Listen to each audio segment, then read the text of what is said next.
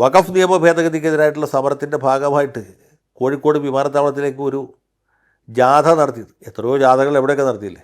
മുസ്ലിം ലീഗുകാർ എത്രയോ ഗംഭീരമായ പ്രകടനവും പൊതുസമ്മേളനമൊക്കെ നടത്തിയതാണ്. പക്ഷേ അതിൽ നിന്ന് വ്യത്യസ്തമായിട്ടുള്ളൊരു കാഴ്ച നമ്മൾ കണ്ടത് ഈ വിമാനത്താവളത്തിലേക്ക് നടത്തിയ യാത്രയിൽ ആഗോള ഇസ്ലാമിക തീവ്രവാദത്തിൻ്റെ പ്രഭവ കേന്ദ്രങ്ങളായിട്ടുള്ള ചില നേതാക്കന്മാരുടെ പാഠം ഉയർത്തിപ്പിടിച്ചുകൊണ്ടാണ് ഇവർ നടത്തിയത്. ഒന്ന് ഹസനുൽ ബന്ന, ഇസ്ലാമിക് ബ്രദർഹുഡിൻ്റെ സ്ഥാപകനാണ്, ഇഖ്വാൻ അൽ മുസ്ലിമീൻ എന്ന് പറഞ്ഞ് ഈജിപ്തിൽ. പിന്നെ സയ്യിദ് കുത്തുബ് ഇവരുടെ ഒരു സൈദ്ധാന്തിക ആചാര്യനാണ്.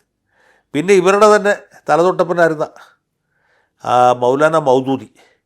പിന്നെ ഈ സമീപകാലത്ത് ഇസ്രായേലിൻ്റെ വെടിയേറ്റ് പരലോകപ്രാപ്തരായ ഇസ്മായിൽ ഹനിയ, യഹിയ സിൻവാർ, ഇവരുടെയൊക്കെ ചിത്രങ്ങൾ ഉയർത്തിപ്പിടിച്ചുകൊണ്ടാണ് പ്രകടനം നടത്തിയത്. അത് അഖിലേന്ത്യാ തലത്തിലല്ല, അഖില ലോകാടിസ്ഥാനത്തിൽ തന്നെ ശ്രദ്ധിക്കപ്പെട്ട കാര്യമാണ്. കാരണം ഈ തീവ്രവാദികളുടെ പടം പൊക്കി പിടിച്ചുകൊണ്ട് സമരം നടത്താൻ അല്ലെങ്കിൽ പ്രകടനം നടത്താൻ ലോകത്ത് തന്നെ അത്യപൂർവം ആളുകളെ ഇപ്പോൾ ബാക്കിയുള്ളൂ.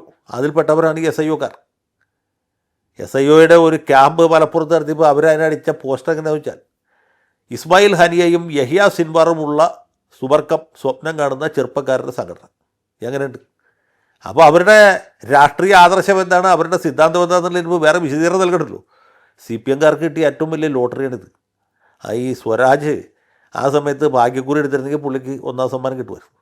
കാരണം ഇതുപോലൊരു സംഘടന, ആ സംഘടനയെ എക്കാലം എതിർത്തുകൊണ്ടിരിക്കുന്ന ആര്യാടൻ മുഹമ്മദിൻ്റെയും ആര്യാടൻ ഷൗക്കത്തിൻ്റെയും പാർട്ടിക്ക് ഷൗക്കത്തിൻ്റെ സ്ഥാനാർത്ഥിത്വത്തിന് പിന്തുണ കൊടുക്കുന്നു.